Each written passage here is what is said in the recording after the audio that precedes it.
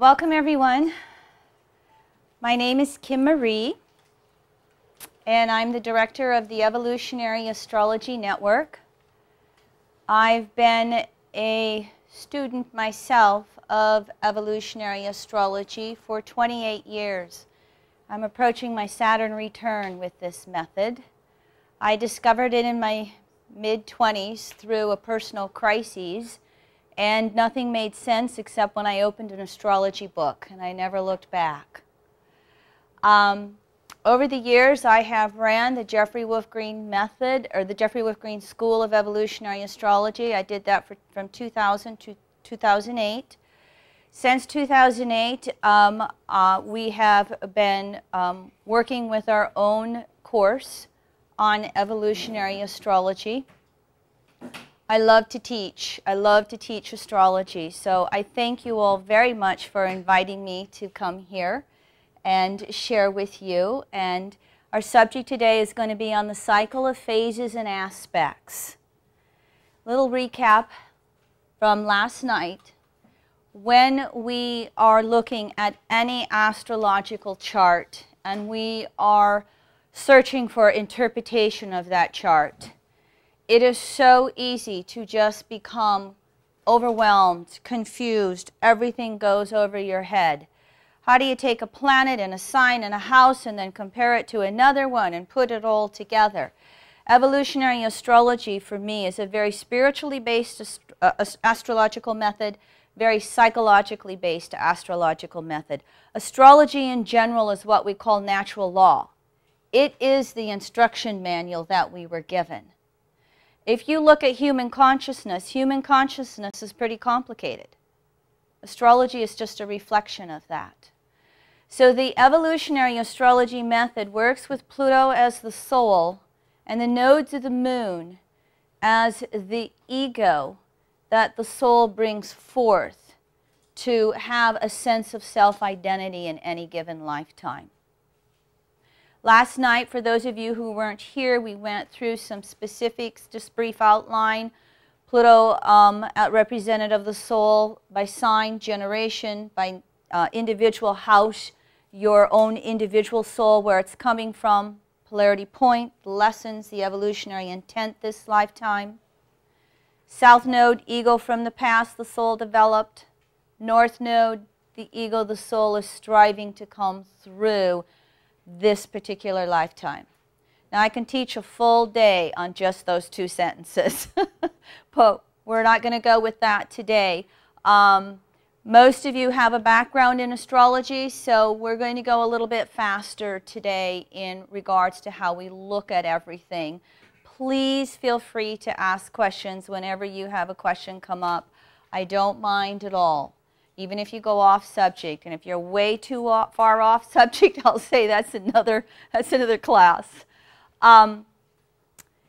So when we are looking at all of these different planetary objects in a chart, and we are wondering how does everything relate to everything else, and we start trying to put it all together, and we get to this overwhelming confusion, what we many times forget about is what we call this cycle of phases and aspects, which is how we basically break down a circle. Everything in natural law is very cyclical. A beginning, growth, bloom, decay, and death to rebirth and start all over. As you know, a circle has no beginning or end. Astrologers create one. The little pointer? Thank you. A circle has no beginning or end, so astrologers create one. It's always that eastern horizon at the minute you were born that we use as that delineation mark for a beginning and ending of a circle. As you can see, it's represented as 0 of the 360-degree circle in astrology.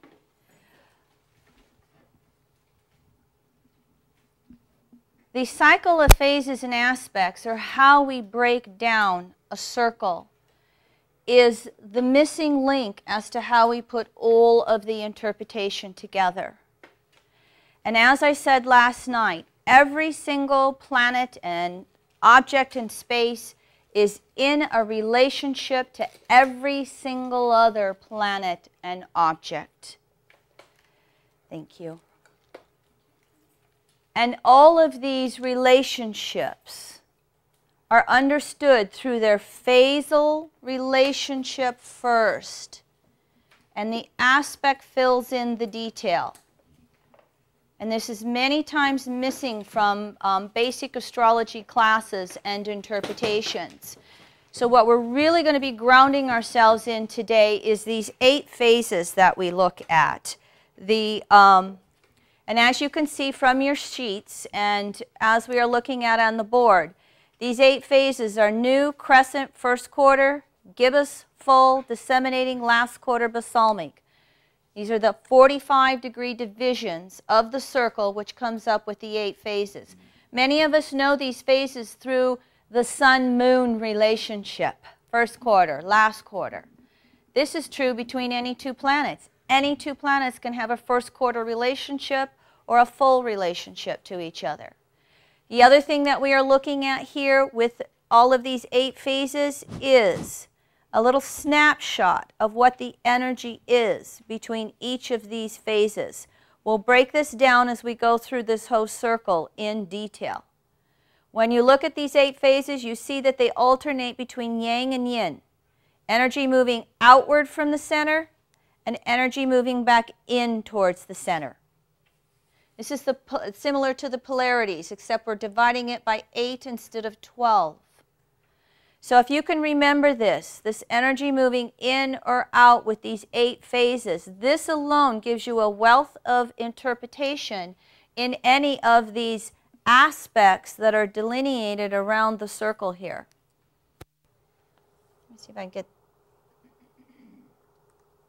I don't know why, oh there, here, there we go. Can you open up that, can you try to open up? I don't know how to open it up anymore. It's full screen. There, that's as far as it'll go. That's as far as it'll go. You guys can see 270 and 90, right? Oops.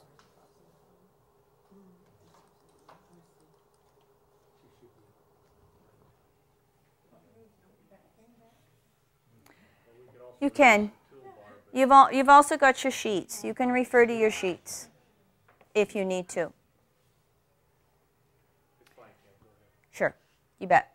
So what we're going to do today is we're going to go through each of these 8 phases. We're going to see how detailed, if we've got enough time. This is a lot to do, every one of these aspects in 3 hours. We're going to concentrate on the phases more and then use these in actual chart examples. The first thing that we've got to do, though, is understand the math, and that is the second handout that I passed out, determining aspects. Evolutionary astrology has 2 specific ways in which we look at aspects, and you can just read through that. We always take the faster moving planet counterclockwise from the slower moving planet. The planets move through the zodiac, through the houses, through the signs in a counterclockwise fashion, going this way. And what you have to learn how to do basically is take this 0-degree mark and move that 0 around this circle. And for instance, 0 was right here and we count from there. We'll work with this with a couple examples in math. But faster moving planet is always compared to slower. The exception in evolutionary astrology is that we look at all of the planets compared to the sun. Again, the reason for that is because without the sun, none of us would be here. Even in your hot weather here in Phoenix, you know this better than anybody. Without the sun, there is no life force, there is no solar system, no planet Earth. So this is why everything is in relationship to the sun on planet Earth.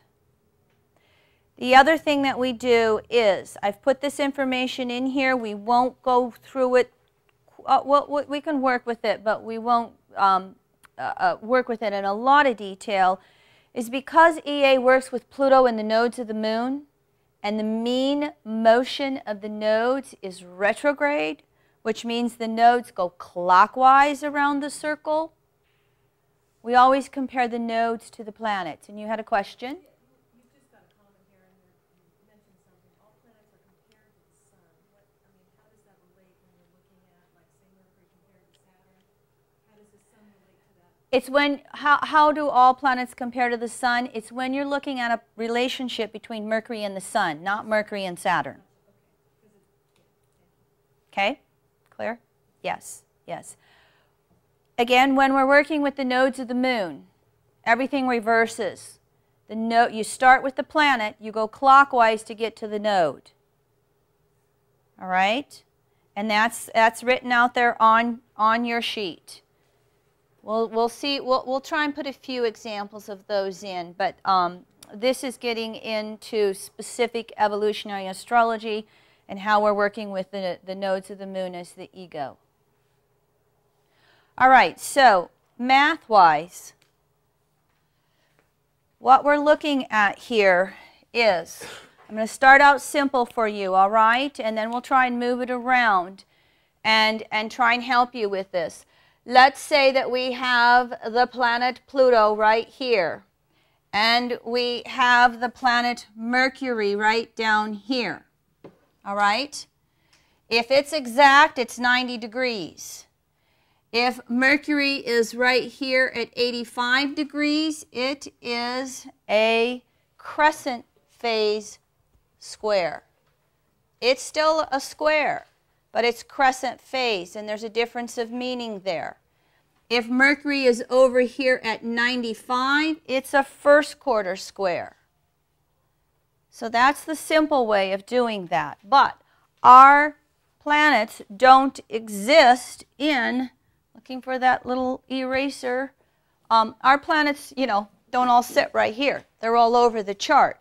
And what you've got to do is learn to help your mind adjust. And any of you who do astrology, you learn to see squares. You learn to see some of this stuff.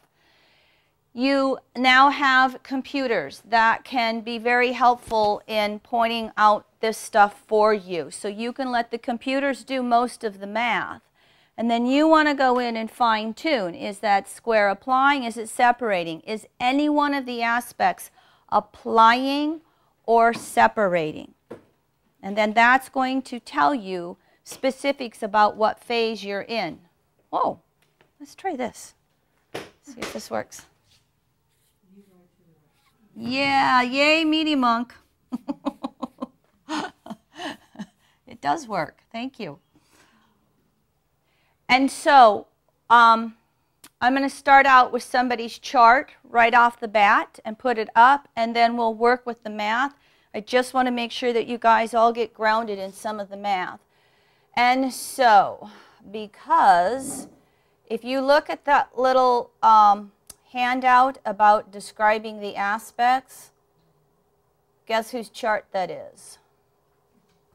George Bush, George W., George Jr.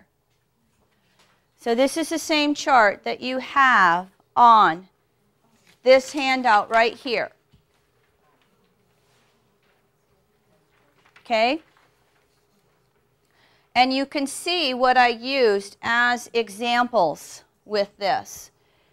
And now back to this right here. So let's see if we can do it here and everybody follows, and if not, I'll take it over there. So we all remember George as first Pluto. Our first house Pluto, right? Aries soul. We use this syntax in EA. Whatever natal house Pluto falls in, Pluto the soul, Pluto in the first, Aries soul, Pluto in the second, Taurus soul. We will actually use that languaging in EA. So if we start right here with George Bush's Pluto, it's at 1035 Leo. Venus is at 2130 Leo. Venus is the faster moving planet. You start with Pluto and you go 11 degrees to get to Venus. We use wide orbs in evolutionary astrology because when you look at this cycle of phases and everything being in relationship to everything else, nothing's isolated. There was always something that came before. There's always somewhere we're headed. So we use wide orbs and conjunctions, oppositions, squares, even the semi-squares and sesquisquadrates. We will use 5 to 10 degrees on either side. Thank you very much. You're very good. So this can even be a new phase conjunction if you want. Venus moving to 25 degrees and 15 degrees beyond Pluto would become new phase instead of a new phase conjunction aspect. Following this?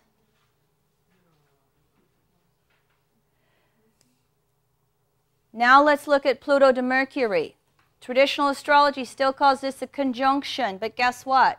It's not a new phase conjunction. It is a balsamic conjunction, which means if we started with Pluto, we'd have to go all the way around the chart to get to Mercury. And as a matter of fact, we are looking at 359 degrees as the relationship.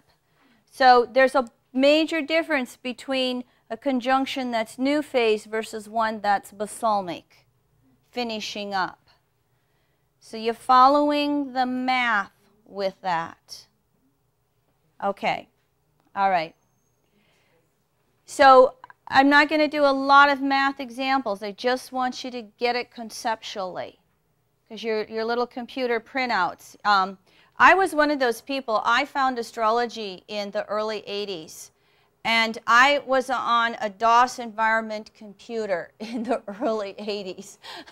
And I started out with WinStar, which once upon a time was called Blue Star. So I've stayed with WinStar. And so many of your astrology programs now have all of these grids, so that you can get close to whether it's a square or a conjunction or whatever it is. And then you're going to have to just figure out the math on either side to see whether it's applying or separating.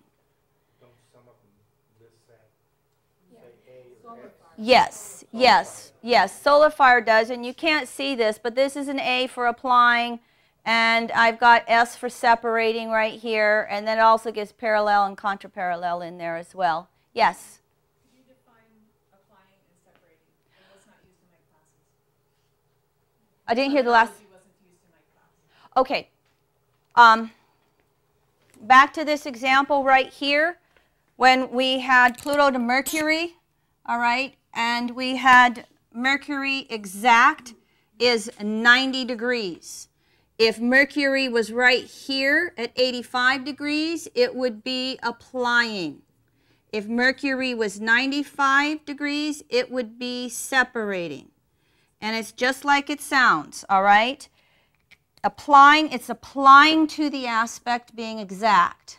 Separating means it's past being exact. And the interpretation is any aspect that is applying or approaching, it's more tension. It's a gestation. It's a pregnant moment where you feel it coming on, but it's not giving birth yet. Waxing. That's another term. But I use waxing for 0 to 180, and I use waning for 180 to 360. When I say waxing and waning, I'm talking the whole 360 degrees. But applying and separating can be any aspect, whether it's a 90 degree, a 120, a 357. All right. Separating is past exact, so there's more integration, completion, understanding of any particular aspect. Back to this example with Bush. Let me get this down here for you. Back to this example right here, and again, look at your sheets. Pluto is 1035, and if I'm seeing Mercury right, it's 950. And so what we've got going on right here is to do the math backwards.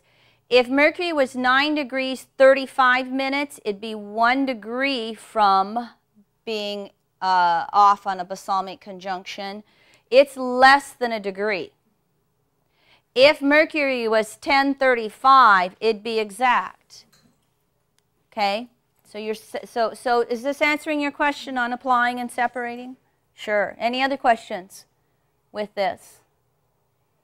We'll refresh this math as we start working through and going through all of the different examples and types that we have. So conceptually, you're getting most of the math, correct? Okay.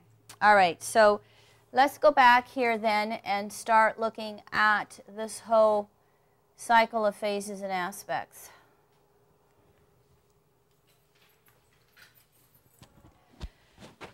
So when we get started with all of this, again, the thing to do is almost recognize whether the energy is yang or yin, moving out or moving in when you're starting with these phases. Because that's going to tell you a lot about how those two planets are operating together.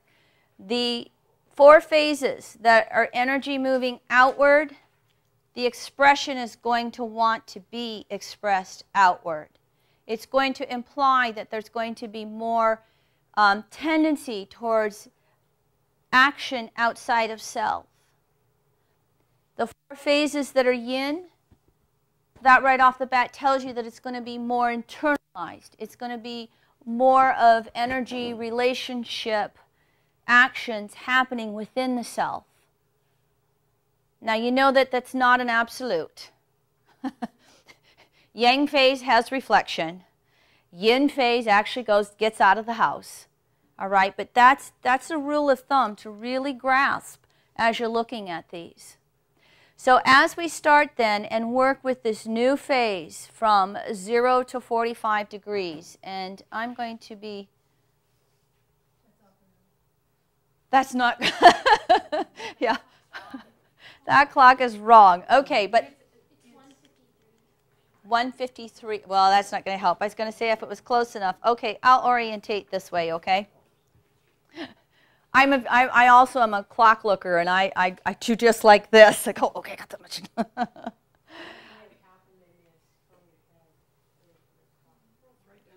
Oh, that's my time, but all right, I can use that. Thank you. That's a good one. I can use that. I can adjust the hour. So when we start looking at new phase from 0 to 45 degrees between any 2 planets, it's exactly what it talks about, instinctual emergence. This means between any 2 planets, an entirely brand new cycle is starting. And if you want to, for those of you who can recognize this, we have all of Aries and half of Taurus before we change phases. Then we have half of Taurus and all of Gemini. You can correlate it to the 12 archetypes of the zodiac as well, and that can start to help you with the interpretation as well.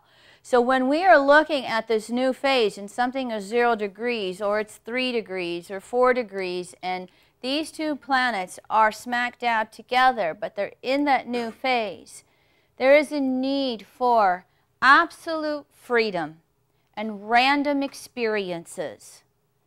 The new phase of a conjunction wants no boundaries. It wants nobody telling it what to do. Here's another clue as we work through this. What is opposite new phase? Full phase. All of these 8 phases will operate in polarity to each other. So you can remember that too. What happens when we have new phase? And whether it's the conjunction or any of the aspects that are in here, they initiate outward with that random experience, and guess what? Somebody else will give them feedback. And from the feedback, there's knowledge. There is self-awareness that starts to come. Any of you who know people with planets that are new phase conjunctions or planets that are new phasal relationship to each other, they have to experience through the action. It's like trying to, you know, we have a 17-year-old teenager with a first house Pluto. I can talk to him blue in the face, But he's got to go out there and do it and get the feedback from the environment, from the rest of the world, be it people or society or whatever, in order to learn. And this is what's the most important thing to recognize about this phase. Now, when any two planets start to get past the aspect of a conjunction and they move along to that 30-degree mark of a semi-sextile, this is where, these last 15 degrees of this phase, this is where those random initiations start to get focused. There's been enough feedback from 0 to 30 degrees that they're going, oh, wait a minute, I did that before and it didn't quite turn out right. I think I'm going to shift a little bit and do it this way instead of that way. This is what that semi-sextile point actually means right there. It's the end of Aries and the beginning of Taurus in the natural zodiac. So this is where there is a gelling of starting to focus that random energy spontaneously moving outward. And that's what happens all the way from this 30 to the 45-degree mark. Now, the noville, the only ones we have in here are the first noville and the last noville. This is the division of the circle by the 9. It's the 9th harmonic. If you want to, I don't put them in there. It's hard to teach, but if you really want to work with this, you can go around and work with all of that. The thing about this 40-degree noville is it's a gestation. That's the biggest word that'll come out of there. Because again, we still have all of this new energy that's wanting to spontaneously move out. However, there is this point right here where from right here, 40 to 45, it's like whatever's got to get out needs to come through before we move into the crescent phase and the energy shifts inward again. So any two aspects that are in a new phase noville, that 40-degree mark, which by the way, your sheet said 400. I switched it and I printed out the wrong one. So this aspect right here, there's still spontaneity, but we're starting to put it together, and there's this energy of really being aware of how we're wanting to initiate, how we're wanting to really bring forth something new. And then we move into the end of the crescent phase, and we come to the 45-degree semi-square. Now, when we look at it, there's two semi-squares. You can have it at 42, 43, 44 degrees, which is new phase, or 46, 47, which is crescent phase. Two different things. Here's the thing to realize.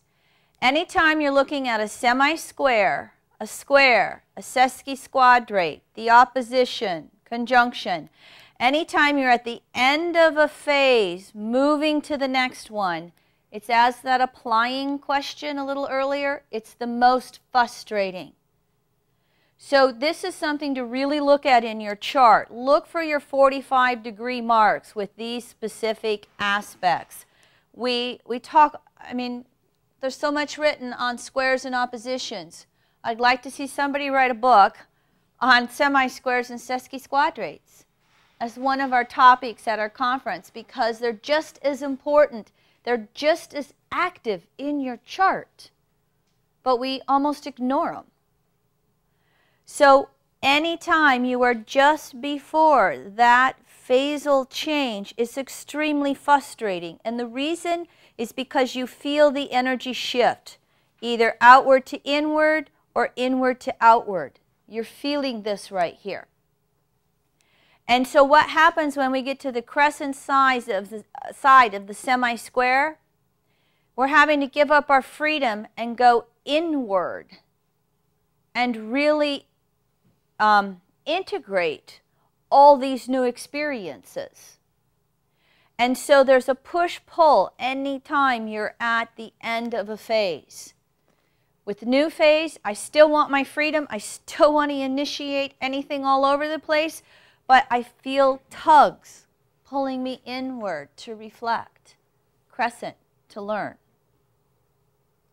This makes sense for everybody? And then, of course, the tighter you have the aspects on the 45-degree mark, the more you feel them. I typically will allow 2 degrees on either side. So from 43 to 47, if you have that aspect between any two planets, you really feel that push-pull if it's on the new phase side. And if it's on the crescent side, it's much easier to go inward. But you still will have those random desires to go back out and be free. Make sense? Do we have people, for those of you who signed up last night, that I've got your charts, do we have somebody who's got any planets, new phase conjunctions, new phase 45-degree marks? Like I said, I'm leaving you to, okay, tell me your name. Blondie? Anita? Whoops, wait a minute, I'm going by last names. Okay. Last name?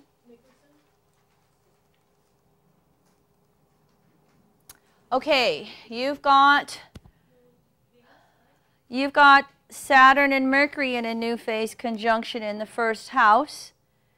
Otherwise, oh, we've got Mars new phase to Neptune almost. Those are both conjunctions. Let's work with these, okay?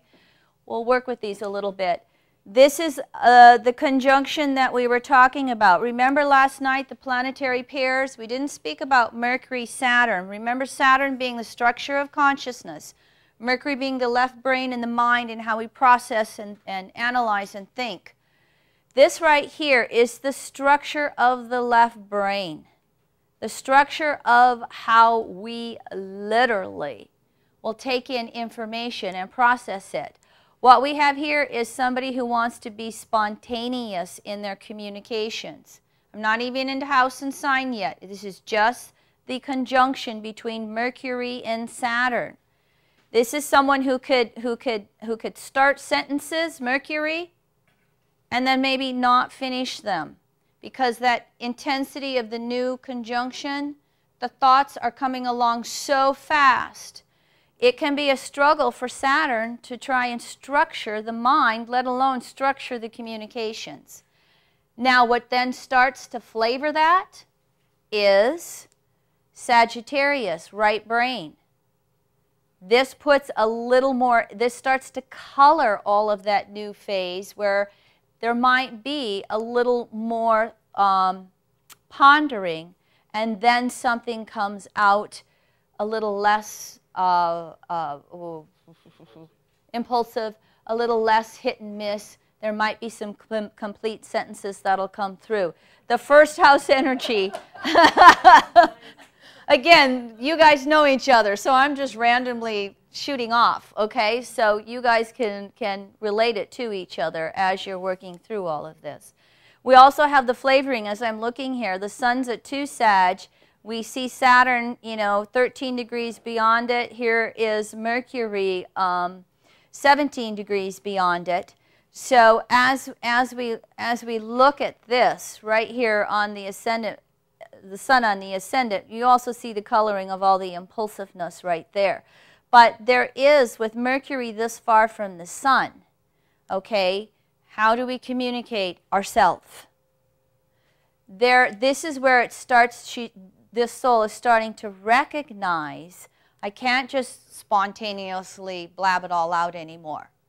I've got to do a little bit of thinking upon it.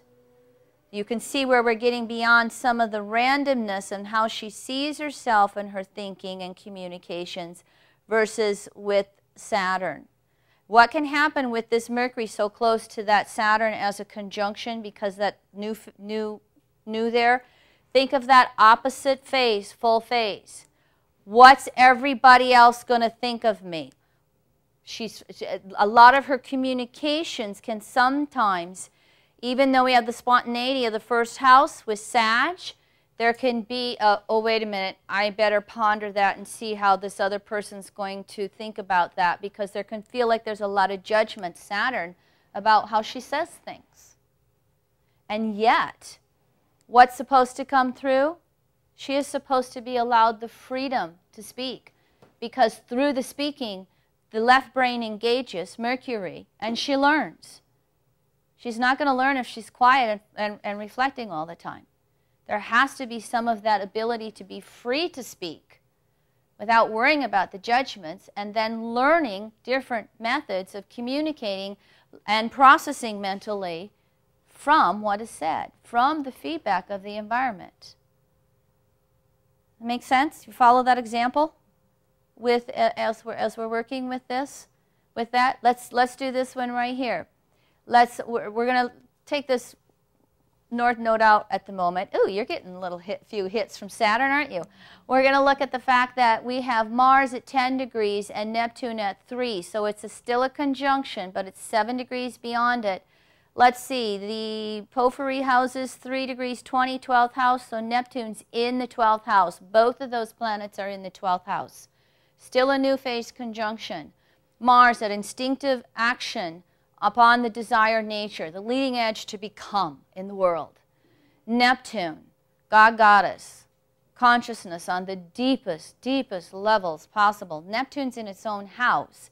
Its saving grace is Scorpio. Scorpio, the astrological detective that's always asking why, can pull a little bit out of that Neptune.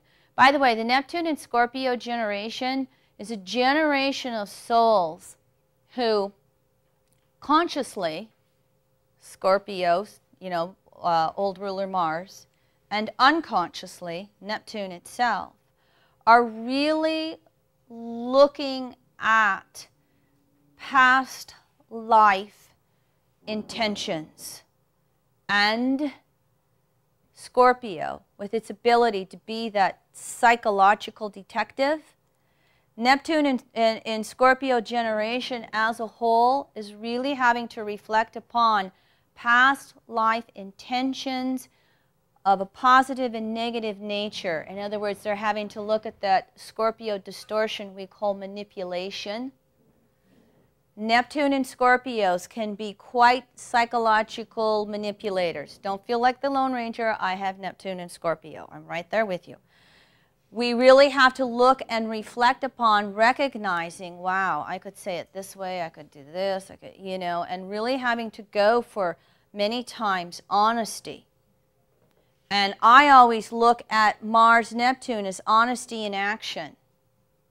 So this is a brand new cycle for this soul of really walking their talk and aware. Scorpio. Oh, that didn't turn out right. So again, that Neptune and Scorpio colors some of the spontaneity of this new phase conjunction to where this soul is getting, it's 7 degrees, so man, they're going to go do it. And then all of a sudden it's like, whoa, wait a minute, I got to think about this one, So I got to be careful not to wander. You're starting to get the flavor of what I'm talking about here in regards to this. Now, you would then also, because these examples have still been actual conjunctions, this one right here is moving a little bit beyond. As it moves beyond the aspect, remember that phase. There's still freedom. There's still random experiences. But it becomes easier and easier and easier to have control of the random actions and initiations the further along in the phase you get. Yes? So the first thing you do is you look at the phase of the aspect, and then you look to the sign for the color. Yes. Phase first, then the aspect.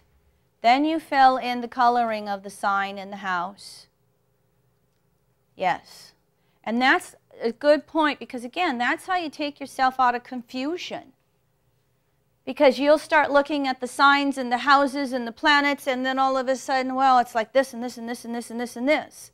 So if you go back to that phase first, energy moving out or in, aspect or not, then add on the signs and the aspects, and it will deepen your ability to interpret.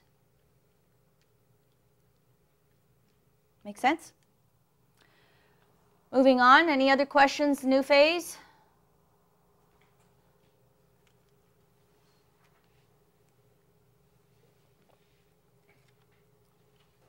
crescent, 45 to 90. This is where everything that has been initiated, the new cycle between any two planets that was initiated in the new phase, now must be integrated. And there is a struggle to integrate here because it's energy moving inward, and its opposition is the disseminating phase in society. All the way through from 0 to 90, this new energy between any two planets is trying to establish itself. And its opposite, society as a whole. And the risk is falling back into old cycles. Any two planets between 0 and 90 degrees run the risk of falling back into old patterns, old cycles, because of feeling that society, full phase, disseminating phase, knows more. So the struggle here is to really integrate what you are wanting to bring forth. So back to the example of Mercury-Saturn as a planetary pair in crescent phase. It's going to be feeling like everybody else is more of has a greater authority, Saturn, than your own thoughts, than your own communications, than your own abilities to process. If it's Venus-Mars that are in crescent phase, it's going to feel like everybody else knows more about how you should be in a relationship than you yourself. And Venus crescent phase to Mars is struggling to establish new relating patterns, new ways of interrelating with self, Venus, and then expressing it outward with Mars in relationship with somebody else. And so here again, this whole crescent phase from 45 to 90 is internalizing and laying a foundation to the new relationship between those planets that you have to manifest at the first quarter. Crises in action, crises in consciousness, these are Dane Rudhyar's words. A lot of this is a mixture of Dane Rudhyar and Jeffrey Green. But Dane Rudhyar is famous for talking about the difference between a first quarter square and a last quarter square, crises in action. Think about that. Having to then go back out and manifest whatever we have been figuring out in the crescent phase. Now, if it is right here at that 45 degree mark, it's energy moving inward. We're wanting to go in. We're wanting to reflect upon it. But we can still sometimes feel those tugs of wanting to experiment, wanting to try something new, new communications, new relationships, with the two examples I was given before. If we're here at that crescent phase and we can't quite be, if we're not quite moving forward the way we need to, we move into what we call the septiles, okay? This is the seventh harmonic, septile, biseptile, triseptile. Anytime you're working with the odd-numbered harmonics, 0 is always one of those, okay? The septiles are the harmonics of 7. And what we have with septiles, or the seventh harmonic, is what we call the element of fate or special destiny. So remember that as you're just working with these aspects in their different phases around the circle. The element of fate or special destiny. When we have the septile coming off of the beginning of the crescent phase, if we're not moving forward, if we're not integrating and reflecting upon the new evolutionary intent of the cycle, we will run into people or circumstances that really draw our attention inward to help us recognize how we are supposed to be going forward in these new ways, how we are supposed to be integrating these new ways. Now, if using my Mercury-Saturn example, we would then have somebody over here in society who would come through with a timely message that would have Mercury going, oh, I do need to learn how to be my own inner authority and trust my own left brain that's floating around with all these details. I need to trust those thoughts that come through for me. With the Venus-Mars example, we'll have somebody in society, or we'll run into a relationship or a circumstance that will show us yes or no on how we are wanting to create new relating patterns in intimacy with someone. So this septile, again, it's a realignment aspect. All of the septiles around the circle are realignment. Moving along, we move to the 60-degree mark, the waxing sextile or the crescent phase sextile. This is where the integration is very smooth for the most part. There is an ease to resist or an ease to move forward. Sextiles, remember, are half a trine. And there needs to be an effort here, okay? But there is an ability to have a comprehension of the new evolutionary intent between any two planets and to understand it and to be making progress on the integration part of it. So that for the most part, those waxing sextiles are not hard aspects. That's why traditional astrology called it that way. But again, the thing to remember, and this was a tidbit that I don't remember whether I read it or heard it, but it's not really written about in very many astrology books. But this is something that came from Jeffrey Green with the EA method. This is an important choice point because any two planets that are in a waxing sextile together, choices made at this point that then manifest here will have to be dealt with through society and then resolved. Choices made here will affect the rest of the cycle between those two planets. Remember the collective example I used with the sextile last night with Neptune and Pluto, with all of us as society, and the evolution of our spiritual development as a collective whole, Neptune, Pluto.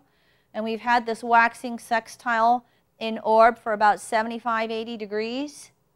You see what a choice point we are as a collective whole in humanity? Are we going to learn to play together in our sandbox, or are we going to continue to pull out our guns? That's Neptune, Pluto on the broadest level we can understand. But you can use, again, this is an important aspect that you shouldn't necessarily overlook in charts. Shouldn't overlook any of them, but we'll have to prioritize somewhere. So moving on then from this sextile, we come to the fifth harmonic, which is the quintiles. Quintile, biquintiles. There's 5 of those. 1, 2, 3, 4. And remember the conjunction contains any harmonic in it. The quintiles have to do with creativity. Many of us know that number 5 as relating to creativity. Leo in the 5th house, creativity. So quintiles is where there can be a lot of creative expression. And I don't remember who it is. It's somebody like Mozart has 6, 7 quintiles in his chart. You will find that a lot of creative people can have a lot of quintiles, biquintiles, waxing or waning. You would tend to think that if they were waning quintiles that they would be well known in society because they've integrated it into society. If they're waxing quintiles, they may be very, very creative, but they might blow themselves up because they don't know how to be in society because it's so much into the first half self side of the circle. But quintiles is where, again, we have a creative transformation. So all of this right in here is that inner understanding of the new cycle between any two planets. what happens here at the quintile is it creates a quickening that then moves to the 90-degree mark from there on out to come back out again. So the crescent quintile is where you're recognizing how you want to really then manifest the new in your life between any two planets.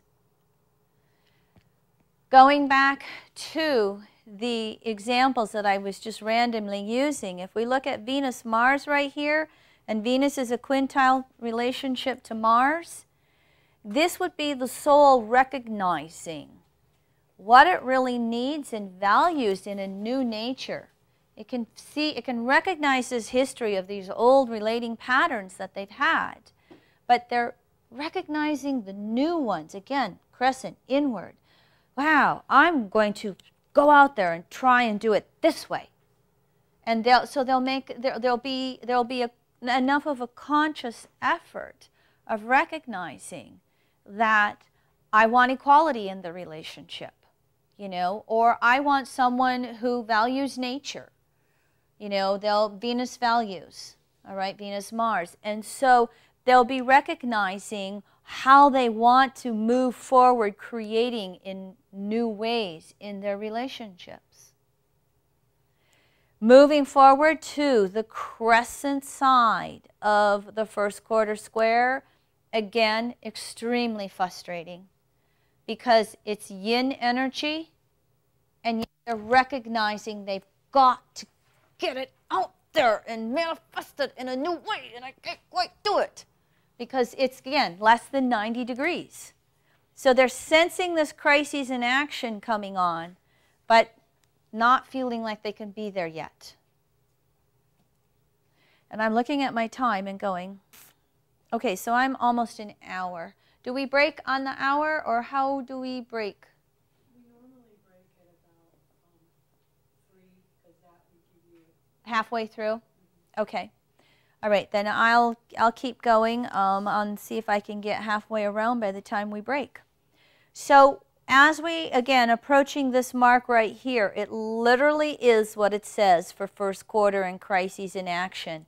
Whatever the new evolutionary intent is between any two planets, at the 90-degree mark, it must be manifested in the world.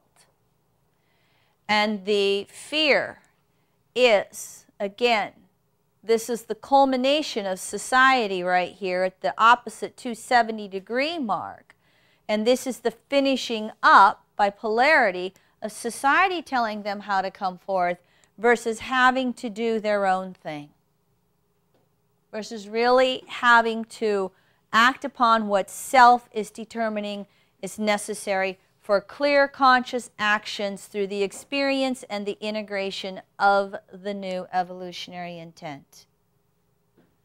And of course, as we move into then 91, 92 degrees, it's still intense, but it's easier to break out and do it on this side in first quarter than it is on the crescent side, and you still have, this is the end of a lot of doubt in action. Okay? So let's use some example again quickly if we can.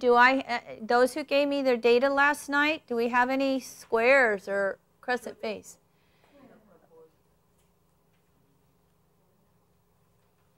All right, what, say again now? What? Jupiter, oh, 29-degree Taurus to 27-degree Leo. So we've got the 88 degrees, correct? That's the one you wanted me to use? Either one, whatever. And then there's one from sun to the moon also. That's last quarter, okay. This right here is a crescent phase first quarter. You see that?